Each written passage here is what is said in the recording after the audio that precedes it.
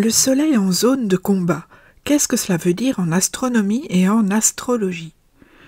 D'un point de vue scientifique, le terme zone de combat pour le Soleil a récemment émergé dans les revues spécialisées et la presse scientifique. Des chercheurs de Linkerspace décrivent ainsi une phase critique du cycle solaire qui intervient après le maximum d'activité. Ce pic de taches solaires marque l'apogée du cycle de 11 ans. En 2025, ce maximum est arrivé plus tôt que prévu, entraînant une période prolongée de perturbations magnétiques.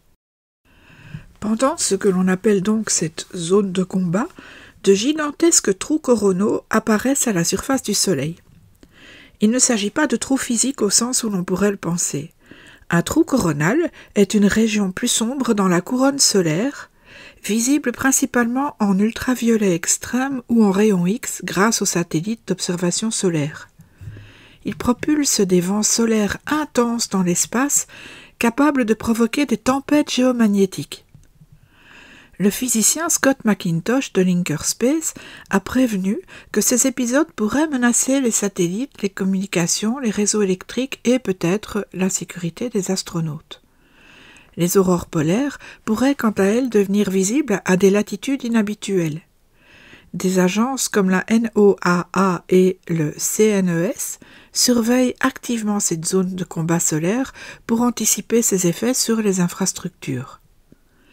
En astrologie, le concept de zone de combat s'est métaphorisé en une configuration où le Soleil représentant l'identité, la volonté et la clarté intérieure est soumis à des tensions planétaires majeures.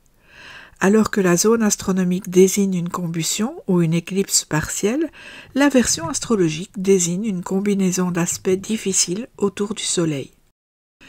C'est ainsi que, en août 2025, le Soleil en Lion a traversé plusieurs configurations conflictuelles.